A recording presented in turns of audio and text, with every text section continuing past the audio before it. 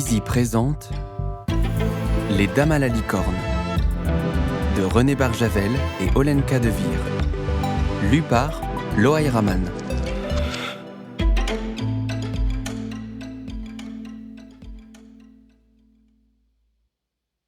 Je suis d'Irlande et de la terre sainte d'Irlande. Beau sire, je te prie par la sainte charité, viens, danse avec moi en Irlande. Foulques. Premier comte d'Anjou, dit d'abord le Roux puis le Plantagenet, rencontra la licorne le 2e vendredi de juin de l'année 929, et toute l'histoire de la France, de l'Angleterre, de l'Irlande et de Jérusalem en fut changée. Et aussi, à cause de l'Irlande, celle des États-Unis, qui reçurent tant d'Irlandais bannis jusqu'à la grande revanche de John Kennedy. Et, par ce dernier et la lointaine licorne, l'histoire de la Lune fut changée aussi. Foulques avait 31 ans. Il était grand, large, fort et souple. À cette époque, la race des hommes du bout de l'Europe était petite.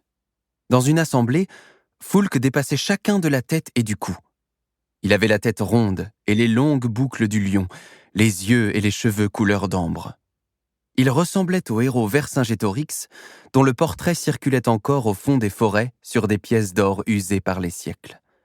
Les bûcherons disaient qu'il était le fils de ses fils. Vercingétorix était beau, mais Foulques plus encore. Quand il passait dans le soleil, ses cheveux devenaient rouges comme le feu. Ce fut ainsi que la licorne l'aperçut pour la première fois, alors qu'il traversait une clairière du bois d'Angy sur un grand cheval de même couleur que lui, à l'automne de l'année 928. Il venait de perdre sa femme Hermange, qui lui avait donné 2 fils. Il en éprouvait une grande peine qu'il cherchait à cacher, car lui-même en avait honte. Il lui arrivait de quitter brusquement la compagnie, de sauter à cheval et de se mettre à courir les labours ou de s'enfoncer dans les futaies comme un cerf poursuivi par les chiens. Ce jour-là, un vent d'orage le suivait, arrachait les feuilles jaunies et rouillées et les jetait derrière lui en traînes déchirées. Quand il traversa la clairière, brusquement, le soleil perça les nuages et le cheval et le vent s'arrêtèrent. Foulques leva son visage vers le ciel comme pour y trouver un espoir ou une réponse. Le soleil fit flamber ses cheveux, et les feuilles devenues oiseaux d'or et de flammes tournèrent doucement autour de lui. Les arbres tendaient vers le soleil leurs branches dépouillées où s'accrochaient encore des lambeaux de splendeur. Toute la clairière était comme un grand feu de joie et de regret dont le soleil avait allumé la beauté et qui la lui offrait. Au centre de toutes les flammes, le Roux, sur son cheval roux, immobile dans sa blouse de cuir, gardait son visage tourné vers le ciel. Et dans ses yeux brillaient des larmes.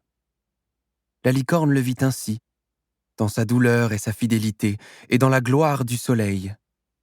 Elle était tournée vers lui, debout au pied du seul arbre qui n'eût pas été touché par l'automne, un cèdre qui poussait depuis 200 ans. Sa tête dominait la forêt et les saisons. À l'abri de ses branches basses, dans son amitié, la licorne rayonnait de blancheur pure. Sa robe blanche sans mélange ne recevait ni l'ombre ni les reflets. Quand Foulques se remit en mouvement, il passa près d'elle sans la voir. Il vit sous le cèdre un grand buisson d'aubépines couvert de fleurs et n'y prêta aucune attention. Il savait pourtant que rien ne pousse sous le cèdre et que l'épine fleurit en mai. C'est ainsi que les hommes passent près de la licorne sans la reconnaître, même si des signes évidents la leur désignent. Ils marchent enfermés dans leurs soucis futiles, comme dans une tour sans fenêtre. Ils ne voient rien autour d'eux, ni en eux. La licorne trouva qu'il était superbe et pur. Elle fut percée jusqu'au cœur par l'image de son visage tourné vers la lumière. C'était pour une telle rencontre qu'elle vivait depuis si longtemps. Mais il fallait que le Roux vînt de nouveau vers elle et qu'il n'eût pas changé. La famille et les alliés de Foulques le pressèrent de se remarier. Il résista pendant des mois, puis se laissa persuader d'épouser la fille d'un baron qui lui apportait en dot de quoi arrondir son comté du côté du...